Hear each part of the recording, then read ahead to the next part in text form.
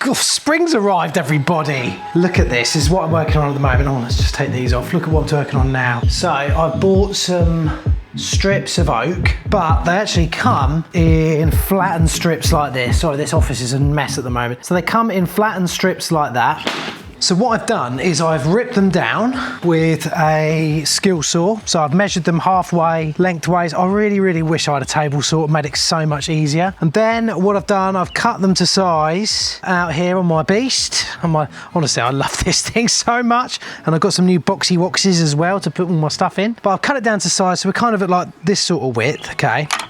Then I've treated those on here, and these bits are just laying out here drying at the moment. One thing on a lovely sunny day like today, I don't really want to leave them drying out there too long because it's actually starting to bend towards the sun. So I'm going to bring them in a minute and let them dry out naturally. That stuff does take quite a long time to go off. So yeah, I've been a bit impatient and pop this bit on here now. I'm just going to get this other piece on in a sec. So it's going to run up here, all the way around there, up there, and also I'm going to have a bit that goes down here. And I'm going to double coat this bit as well, purely because it's kind of in splash range when it comes to finishing the shower. When you're in the shower, if you're splashing around, you'll be some splashing going on to that piece of wood there, you filthy animal now.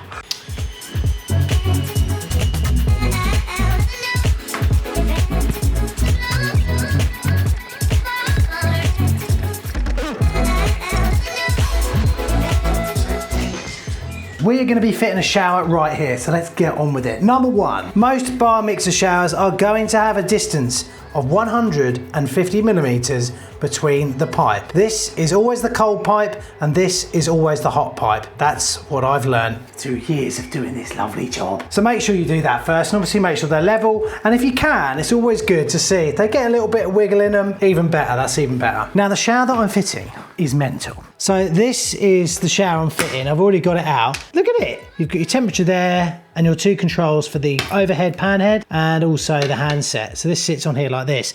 Now, preliminary, this particular shower from Vitra is not supplied with these types of fittings.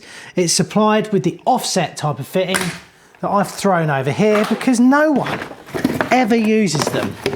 If you find yourself using these, then something's gone wrong in life, all right? Just saying that. But having said that, I have come up with a bit of a problem because the ones that I've bought, and these are the standard type of shower plates that you get with every type of shower that's basically ever been made. Earlier on, before I cut off half of one of these bits, they stuck out about here, which would have meant we'd have had a gap about the width of my finger from this here and the wall. And obviously you want these to be completely married up together. The problem was this little piece here. But first, let me get these screwed onto the wall nice and correctly, and then I'll be able to show you why it was such a big issue. So first, if you look on here, push that on there like so. There's always adhesive and horrible stuff on here as well that you've got to try and deal with. And then over the top of this, we put our olive. And usually from there, that's kind of like you can say, right, I know exactly how far I need to cut back my pipe. This is already dead. Who did the tiling in here? Me did. Same on that one there, like so. So once you've got those two on there like that, you can then, because it's nice to have a bit of wiggle here, you can see why now. We're just gonna make sure that our final calcs are okay. Pop back to this, put that on 10, and look, 25, okay? If you do it from here, sometimes you can get a funny reading, but so that's exactly 150 as normal and as expected. We shouldn't be too far off 150. Oh, look at that. Someone knows what they're doing. We just mark this here on the center of that, and that's the one that's gonna stay where it is. We know that that's marker one there. Beautiful, okay? Okay, so that's it, we're good there, beautiful. Those marks are both still in the middle, so now we can actually mark our actual holes. That's gonna be fun to drill that one, isn't it? Right on the edge of that. Also, I'm just gonna mark our pipe. And we just get that cut back nicely. Oh, baby, baby. Bit cleaner, makes a difference. You attach to my chest, but because in the previous video we'd actually made a nice wooden plate for everything to go in, we don't have to worry about plugging this. You boy. Let me take 48 seconds to tell you that you can learn plumbing online in a fully structured course and curriculum designed by me from the comfort of your home or shed in your own time to improve your basic plumbing skills and knowledge. From the basics of how to use basic plumbing tools, how to turn the water off, how to join and bend copper pipe and waste pipe, to a fun skills test where you'll make your own test rig, which trainees and apprentices do at MVQ level. There's even a section on the top 5 plumbing jobs that I'll teach you along the way. You can ask questions in the discussion panel next to each lesson, plus get access to the Plumbing Essentials community where you can post pictures of your work and talk about the course and learn from your peers. So if you're a young person looking to get into the industry, an apprentice who wants to brush up their skills, a DIYer interested in plumbing, or even a handyman looking to add plumbing to their services, then look no further than learnplumbingonline.com with yours truly from Plumber Parts. Anyway, back to the video. Oh my God. It is. I mean, it's not quick enough. I'd like it a bit quicker than that. But yeah, I mean, I'm pretty impressed with that. Oh, I'm well impressed with that. So very, very carefully, we're just going to get some gunk in here just to seal this up. I mean, really, the chance of water coming actually down here is slim, but you do it anyway, don't you? Because you care. If you didn't care, you wouldn't be doing this job, I think.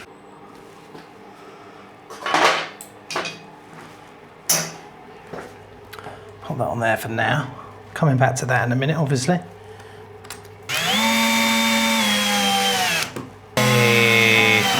Gorgeous. Gorgeous. Putting that wood in the back there made that so much easier to get nice and level. Bit of V2 lube. Always put this on. I know a lot of you hate it, but I don't give a flying I don't want this to leak. That's my worry, not yours. Right, now we whip these little bits down that I've cut apart. And now hopefully you'll understand why I had to cut off about that much off each one of these and then file the ends down.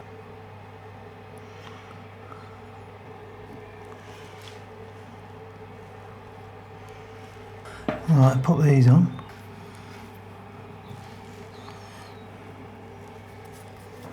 Then what I'm going to do is just tap these back a little bit.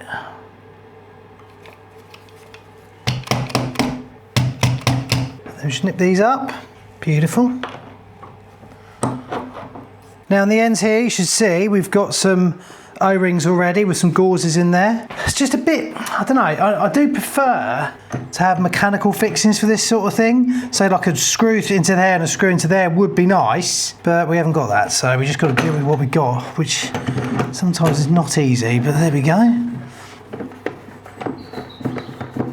Oh, that one's in. Now, Vitra do supply, see if it actually does anything.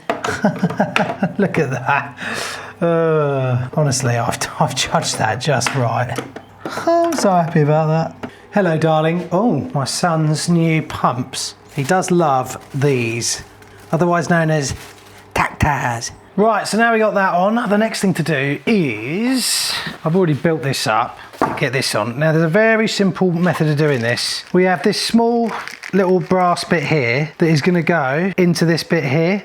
And then that's basically what holds all this lot up to get exactly where you want to be. Firstly, get that up, then get yourself a small bubble. Now, if you want, you can have a look at this and say, right, well, that's exactly in the center of there. Make a little marquee. So I've just marked around the outside of that.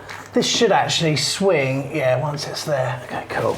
So these are our marks here. Just grab a boat level, join them up, and then we're good to drill our hole there.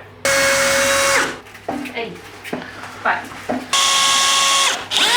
Why did I fit porcelain tiles? Oh, no bringing ya.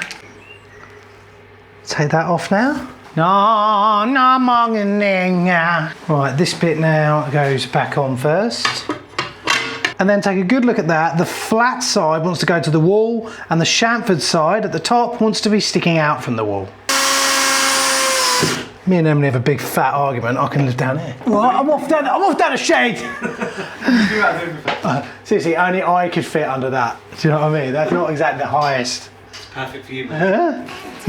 Oh, right, everything's looking good in there. Now I've got an absolutely horrific job to do, which I'm not looking forward to. But you're going to be here with me while I do it, and I hope you enjoy watching me do it, because it's going to be horrible. So down there is our incoming water main. That's in 20mm. What I need to do is tee off that and run it all the way behind this lot. Down to our inlet there that we fitted a few videos ago. I've already got our hot and cold bridged over here, so then I can then pressure test. And I've also got this off at the back as well. I've also got this off at the back as well, so I can pressure test the toilet install. Probably see I've got a new way of storing my tools as well, which is very nice. I've looked through that in a minute, but first let's get this shed cleared out. Right then, so that's done. Oh, so we've got a nice little run here. We can just pop through each one of those little bits of wood there and get our 20mm MDPE in. There's a little complication I've got to do here in a minute, so don't go anywhere. Right, so in the top of my box now, I've got this sort of charging station, and also I've got these new bats as well that have just come out from Bosch. They're really nice. I mean, it's not a very big bat, and that's 8 amp hours in there. There is going to be a 15 amp hour one as well, but I can't get my hands on that at the moment. Oh yeah, it's got this little flipper on here, and a day like today, you need it. It's so windy. Tell me what weather you hate more in the UK. Is it wind or is it rain? Or is it baking sunshine? In which case you only hate the weather in the UK one day a year. They have brought out some drawers, these guys. So just look at the quality. Brutal, chunky quality. I'm really pleased with that. But one thing I want to find out, I want to find a way of getting this in and out of the van when it's like it is, because it is really quite heavy. But the other thing I like about it, when it comes to lifting this off, okay, when that moves in, like right now, ain't coming off at all. But then you lift this up, it comes off easy as you like. Look, just got that off like so. And then you've kind of got a nice little spread of worky area. Right, so first up, I just want to get this main drill bit out here. So just pull that off like that. That goes in the box so you don't lose it. Let's give ourselves a fair bit of clearance. That's on there like so, lovely. And then that lives in there like that. We're all ready to go. The good thing about bits like this in small spaces is this bit tends to drag the bit through, so you don't have to push so much from the other end, which can be difficult when you're in these tight spaces. And we are in some tight spaces today, as you can see. Right, here we go. Just give that a nudge. And that's pulling itself through. And there we go. Oh, my back!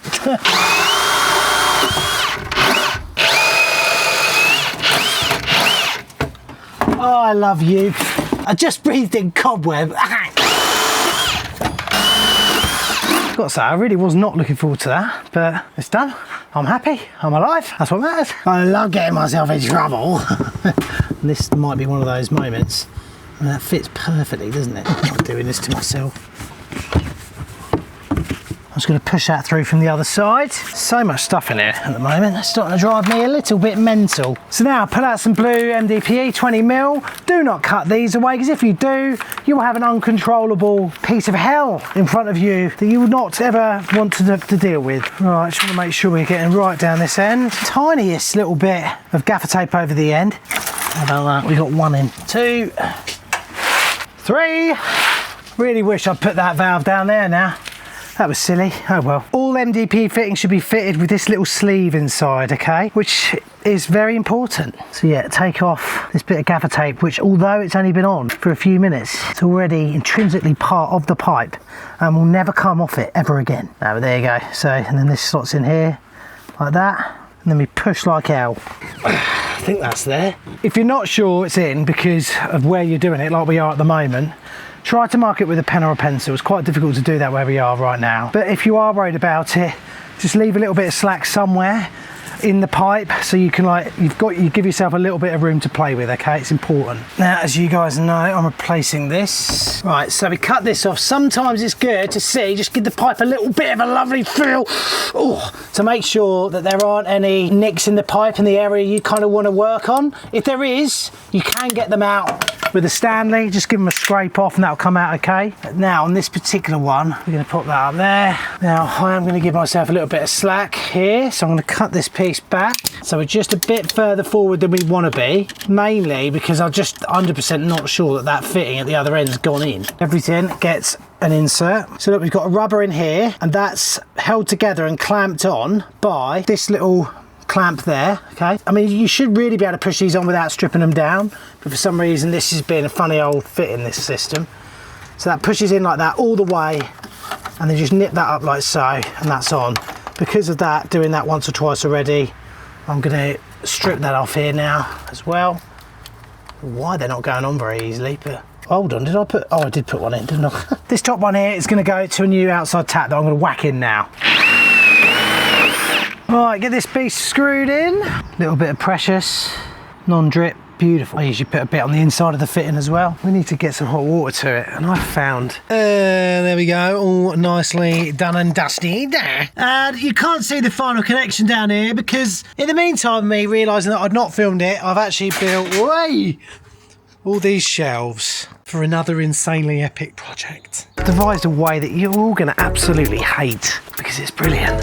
And the way is to use the under-sink water heater from the studio. Hell yeah! So I've just popped it on the wall here, just to have a look and see what it's going to go on like. There's the hot outlet, there's the cold outlet. Well, actually this is the cold feed here, but it's what's sticking out of the back of the shower. That's the hot in there. And I've linked these two together just for pressure testing before I put all the back of the wall on and everything else. Basically, I just need to get this old girl plumbed in. I've got all the other stuff that I've cut out and everything. And actually, the reason this isn't going to be in the studio is I'm actually giving up my studio. I don't need it anymore. It's just turned into a storage space that was costing me thousands and thousands of pounds every year. Thinking about taking that antihistamine soon. Let's get into that time of year. Yeah! Right, water is off, so I can slacken these off. To always an absolute joy to take apart. There we go. And then this one out here. Just let that water come out. Right, so first things first, I'm gonna get the cold in at the back because when you're doing crimp work, you've got to think about how you're gonna do all your crimps. And then we can run this over, and then we've got our little expansion tank that I'm just gonna pop probably about here, and then that'll run up there and that. The hot will just effectively just should go over to there, nice and easy, but we'll see.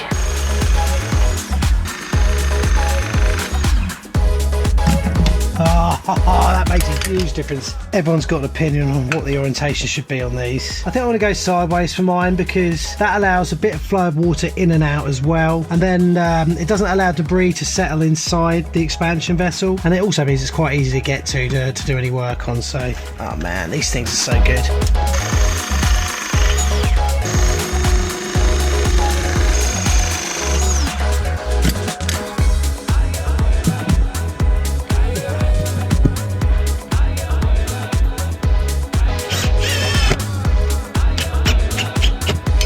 Elbow laying around, so might as well use it.